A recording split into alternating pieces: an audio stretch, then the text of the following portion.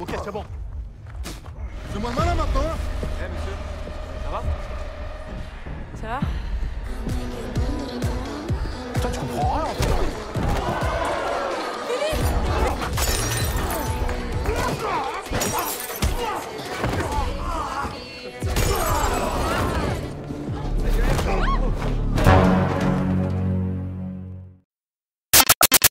Soit un chaos, soit une soumission, mais là il faut absolument qu'il donne tout maintenant.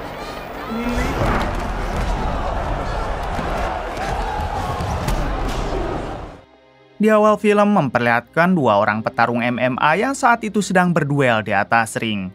Diketahui kalau petarung yang berkulit hitam bernama Bastian sedangkan lawannya bernama Alec. Dalam pertarungan itu terlihat mereka yang sama-sama kuat dan juga tangguh. Pas entre les deux là. Attention, challenger Bastien est touché. Ok.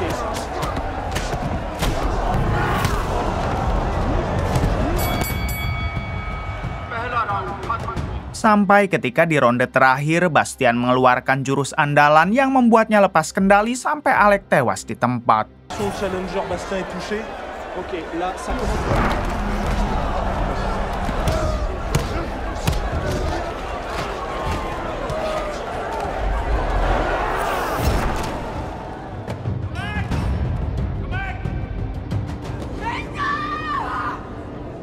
Melihat hal tersebut, Bastian sangat menyesali perbuatannya karena sebelumnya ia tidak berniat untuk menghabisi Alec.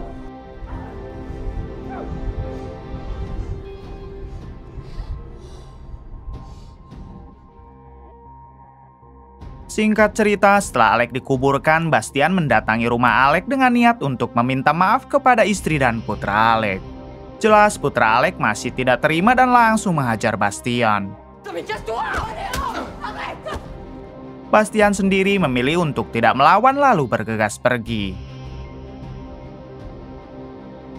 Di sisi lain, kita akan diperkenalkan dengan seorang pria berambut kribo yang sedang dikejar oleh sekelompok mafia.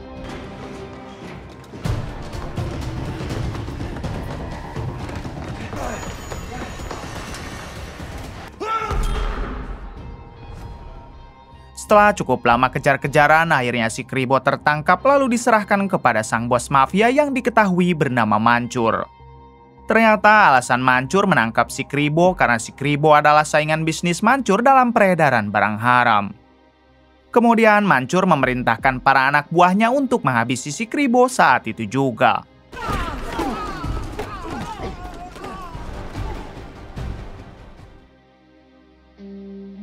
Keesokan harinya, di tempat pembunuhan si kribo semalam sedang dievakuasi oleh para polisi dan juga tim medis. Pihak kepolisian itu dipimpin oleh seorang polwan bernama Kenja, ini orangnya. Setelah mengevakuasi jasad si kribo, Kenja memutuskan untuk memeriksa lagi tempat tersebut, siapa tahu menemukan korban yang lain.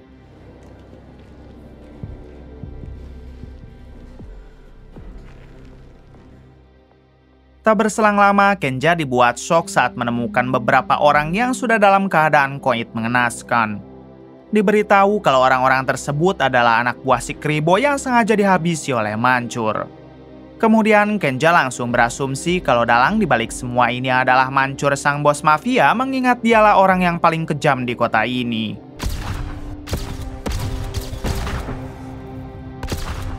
Namun salah satu rekannya mengatakan agar Kenja jangan asal menuduh sebelum mereka mempunyai bukti. Si rekan juga meminta Kenja supaya tidak mengaitkan urusan pribadinya dengan Mancur ke dalam kasus ini. Terungkap fakta kalau Kenja mempunyai dendam pribadi kepada Mancur yang belum bisa ia balaskan sampai sekarang. Stop. C'est pas l'endroit. Selang beberapa saat, Kenja mendapat telepon dari nomor tak dikenal dan ketika diangkat, si penelepon meminta ketemuan di suatu tempat karena ia mempunyai informasi penting. Tanpa berpikir panjang, Kenja langsung pergi ke tempat yang diminta oleh si penelepon.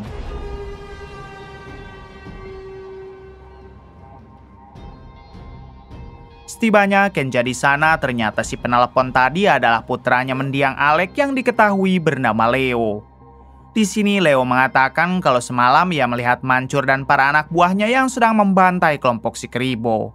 Namun sayang, Mancur telah mengetahui kalau Leo ada di TKP saat kejadian semalam, jadi sudah dipastikan Leo akan diburu oleh Mancur.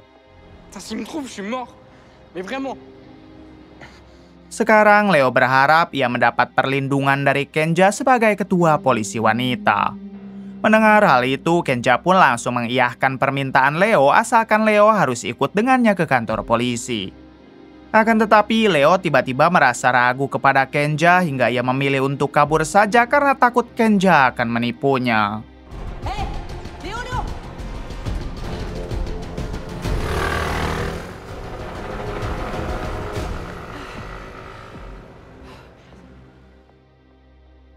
Satu minggu kemudian, adegan berpindah kepada Bastian yang baru bangun dari tidurnya. Selama ini ternyata Bastian terus saja dihantui oleh rasa bersalah karena telah menghabisi Alec, ayahnya Leo, waktu di awal film. Bahkan semenjak kejadian itu, Bastian memutuskan untuk berhenti jadi petarung MMA karena ia tak ingin hal tersebut terulang lagi. Bastian rela banting setir jadi kuli penambang batu alam demi bisa melupakan semuanya.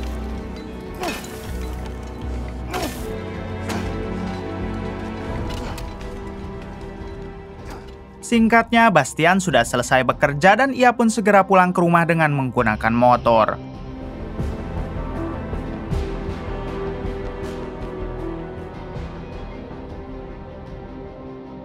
Namun setibanya di sana, Bastian dikejutkan dengan kehadiran istri dari mendiang Alec yang sudah menunggu di depan rumah. Kemudian istri Alec mengatakan kalau kedatangannya ke sini untuk meminta bantuan kepada Bastian sebab Leo putranya sudah 1 minggu tidak ada kabar. Je priais.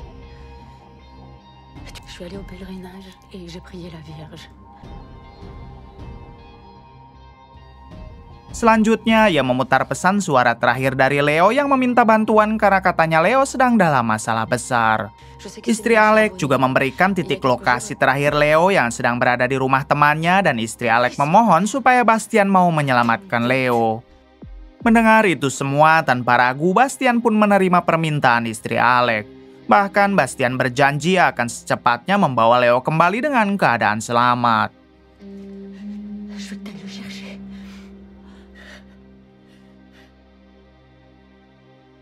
Di hari itu juga, Bastian langsung OTW ke rumah temannya Leo sebab di sanalah terakhir kali Leo memberi kabar kepada ibunya.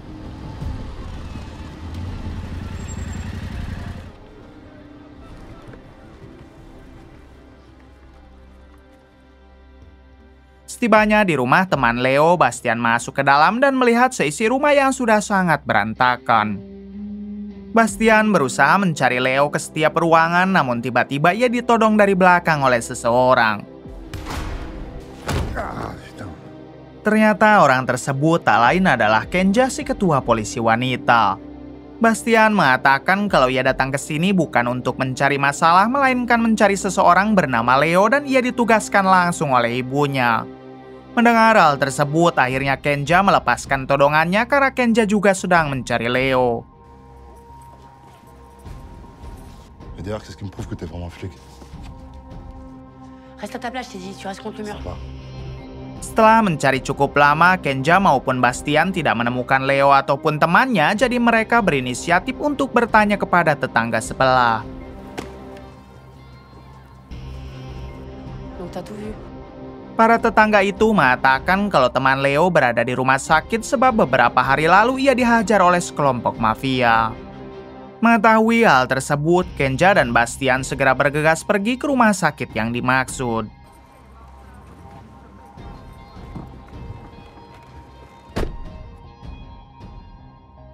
Sesampainya di sana, Kenja melarang Bastian masuk ke dalam sebab ia tidak ada urusan dengan teman Leo. Namun Bastian memohon agar Kenja mau bekerja sama dengannya karena ia sangat ingin membawa Leo pulang demi menebus dosanya di masa lalu. Ok, bah laisse-moi ton numéro de téléphone. Débrouillement, je vais aller le chercher, Léo. Déjà, je fais rien d'illégal. Ouais. Kenja yang penasaran, ia pun bertanya memang dosa apa yang telah Bastian lakukan kepada keluarga Leo. Bastian menjawab kalau ia sudah menghabisi ayah Leo di dalam pertarungan MMA dan semenjak itu Bastian selalu dihantui rasa bersalah. Mengetahui hal tersebut, pada akhirnya Kenja mau bekerja sama dengan Bastian dan mereka berdua pun langsung masuk ke dalam rumah sakit untuk menemui temannya Leo.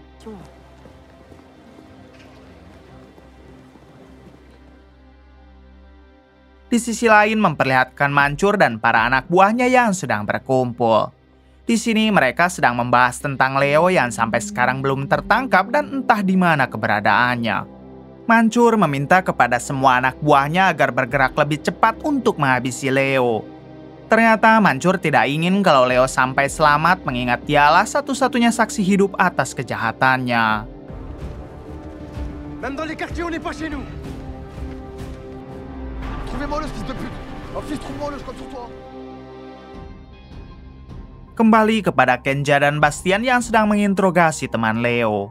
Si teman mengatakan kalau Leo sudah pergi bersama pacarnya yang diketahui bernama Inaya.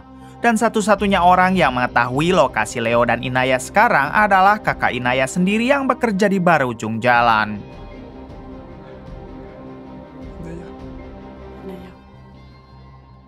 Setelah mengetahui informasi tersebut, Kenja dan Bastian berterima kasih lalu mereka segera pamit.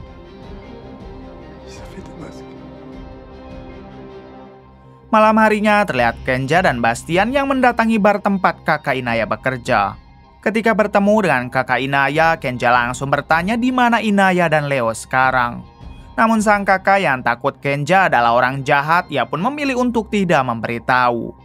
Alhasil Kenja menjadi emosi sampai ia harus diusir oleh penjaga bar secara kasar. Mademoiselle. J'en ai pour une minute. Non, non, y a pas de...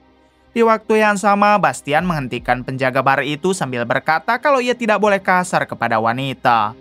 Sialnya, si penjaga bar malah memanggil 4 orang temannya karena menganggap Bastian telah menantang. Pada akhirnya, Bastian harus dikeroyok dan kita lihat aksinya.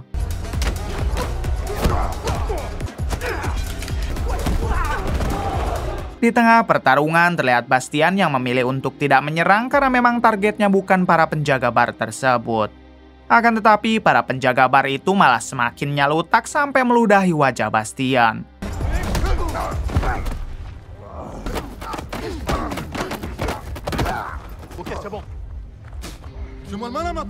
Alhasil Bastian jadi ngamuk lalu menunjukkan siapa dirinya yang sebenarnya.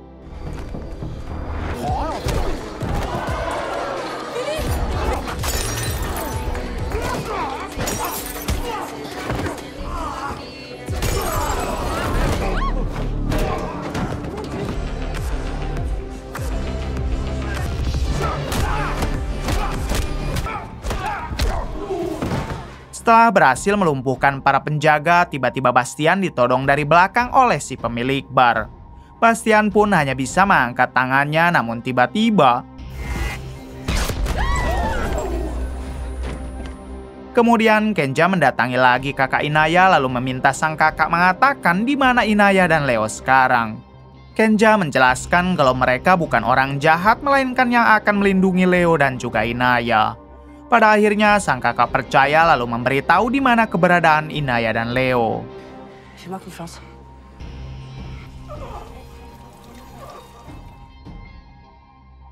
"20 menit kemudian, Kenja dan Bastian memutuskan untuk beristirahat dulu di sebuah hotel terdekat karena hari sudah larut malam. Sebelum tidur, Bastian sempat bertanya kenapa Kenja sangat ingin mencari Leo. Kenja menjawab kalau Leo adalah satu-satunya orang yang dapat dijadikan saksi atas semua kejahatan Mancur si bos mafia.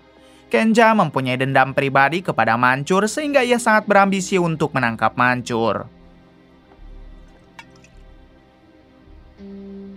Kemudian Kenja menceritakan tentang masalah pribadinya itu kepada Bastian. Ternyata 5 tahun yang lalu Mancur telah menghabisi kakak kandung Kenja. Semua itu Mancur lakukan karena kakak Kenja tak sengaja memergoki Mancur sedang bertransaksi barang haram. Des psychos, ouais. Mancur menghabisinya dengan sangat rapih tanpa adanya jejak. Jadi meskipun Kenja ketua polisi, dirinya tidak bisa menjebloskan Mancur ke dalam penjara sebab tidak ada bukti. Saat ini mungkin kesempatan untuk Kenja bisa membalaskan dendamnya kepada Mancur dengan mengandalkan Leo. Mon frère est devenu éducateur de quartier.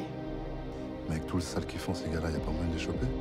Tak berselang lama, Kenja yang merasa kedinginan, ia pun mengajak Bastian untuk menciptakan sebuah kehangatan.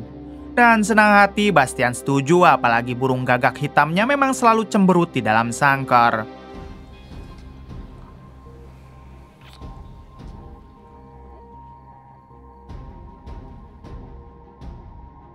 Pagi harinya, Bastian dan Kenja kembali bergegas mencari Leo sesuai dengan alamat yang diberikan kakak Inaya semalam.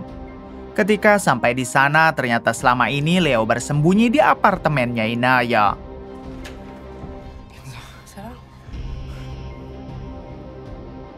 Awalnya Leo tidak mau diajak pergi oleh Kenja dikarenakan ada Bastian. Leo rupanya masih sangat benci kepada Bastian karena dia adalah orang yang telah menghabisi ayahnya ketika di pertarungan MMA. Non, c'est mort. C'est mort. Allez, on y va, on est pressé. Jamais je partirai avec un fils de pute pareil.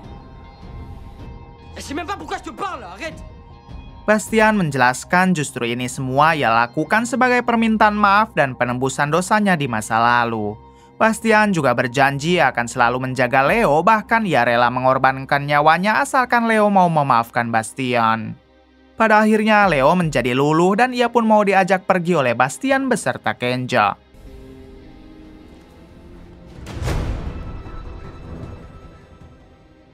Namun baru saja mereka akan keluar dari apartemen, ternyata mereka sudah dikepung oleh para anak buah mancur. Di sini Bastian meminta Kenja agar membawa Leo dan Inaya kembali masuk ke dalam apartemen, sementara dirinya akan mengalihkan perhatian para anak buah mancur.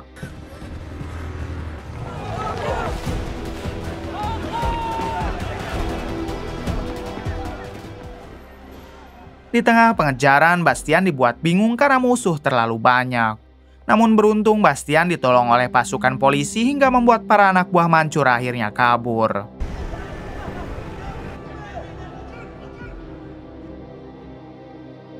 Satu jam kemudian terlihat Leo yang kini sudah aman dan dibawa ke kantor polisi. Di sini Leo berterima kasih kepada Bastian karena telah mau menyelamatkannya. Regarde-le. Elle m'a dit que ça me porterait bonheur. Leo juga meminta maaf karena dirinya selalu berprasangka buruk terhadap Bastian semenjak Bastian menghabisi ayahnya di pertarungan MMA. Bastian pun memaklumi hal tersebut, lalu ia menjelaskan kalau kematian ayah Leo benar-benar ketidaksengajaan. Bahkan semenjak kejadian itu, Bastian selalu dihantui rasa bersalah dan mungkin dengan cara inilah ia bisa menebus semua dosanya. Quand je t'ai dit que je comprenais ce que tu vivais tout à l'heure, tu m'as pas cru. Je me battais tout le temps. Je l'ai pas fait pour que tu me pardonnes. Je commence à arrêter l'école. Ça fera toujours partie de notre ADN. Ça s'arrête un jour.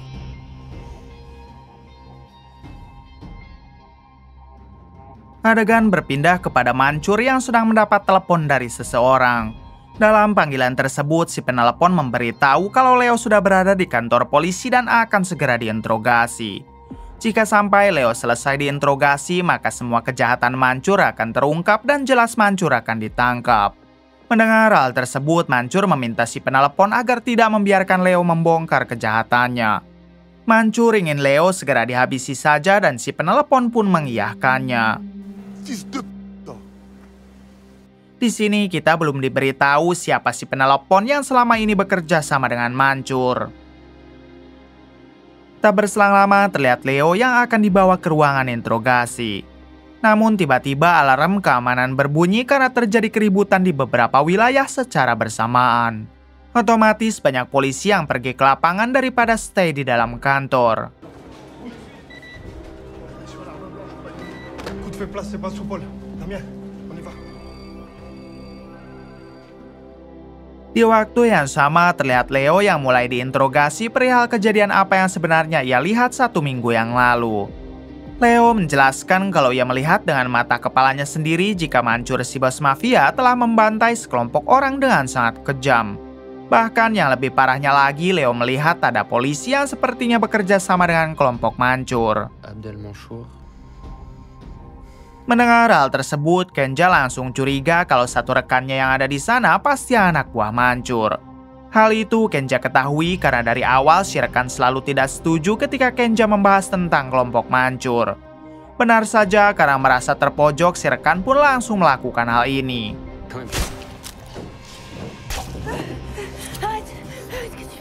Meskipun sudah dalam posisi dicekik, beruntung Kenja dapat membalikan keadaan dengan mengandalkan senjata rahasia yang disimpan di saku belakang.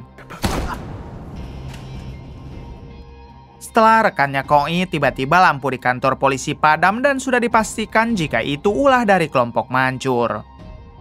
Tak lama datanglah Mancur dan puluhan anak buahnya yang langsung menyerang kantor polisi dengan tembakan.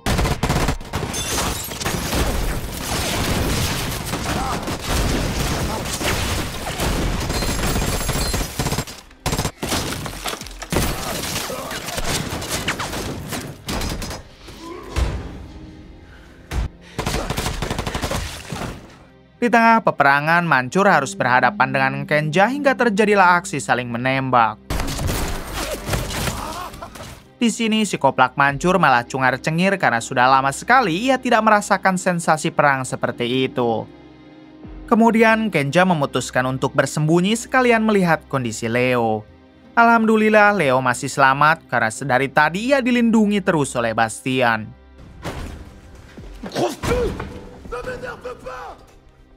Di sini Bastian memberikan rompi anti peluru kepada Kenja karena dari pertama perang rupanya Kenja tidak memakai rompi anti peluru.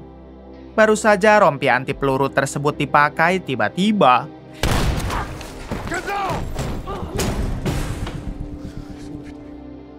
melihat Kenja tertembak, Bastian langsung mengamuk sampai membuat si penembak berpindah alam. Bersamaan dengan itu, sialnya datang lagi beberapa musuh yang langsung memberondong Bastian dengan tembakan.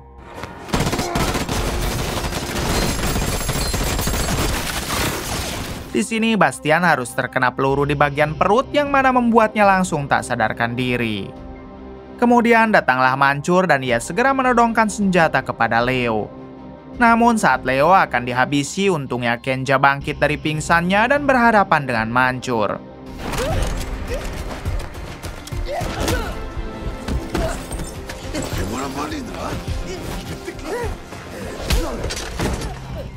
Di balik itu terlihat Bastian yang juga baru sadar lalu ia harus berhadapan dengan tangan kanan Mancur.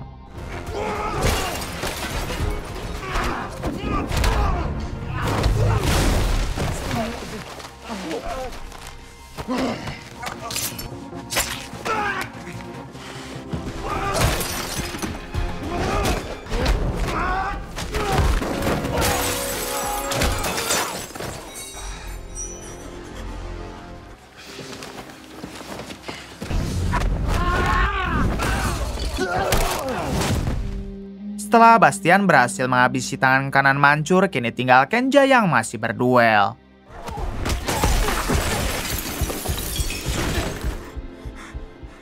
Perduelan itu berlangsung cukup lama, namun pada akhirnya Kenja dapat menghabisi Mancur dengan menggunakan cara ini.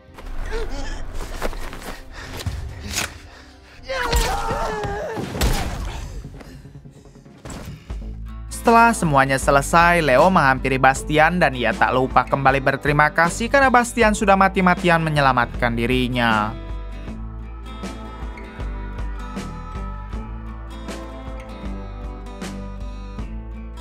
Singkat cerita, terlihat Leo yang kini bertemu dengan ibunya. Mereka langsung berpelukan karena semua masalah kini telah selesai. Di waktu yang sama, Bastian dan Kenja hanya bisa tersenyum sambil menyaksikan pemandangan haru itu. Lalu Bastian yang bosan hidup sendiri, ia pun bertanya apakah Kenja bersedia untuk menjadi teman hidup Bastian. Kenja menjawab ya dan kemudian film pun tamat. Bagaimana menurut kalian? Oke, terima kasih yang sudah menonton sampai akhir. Mohon maaf bila banyak kesalahan. Salam dari Bray Movie.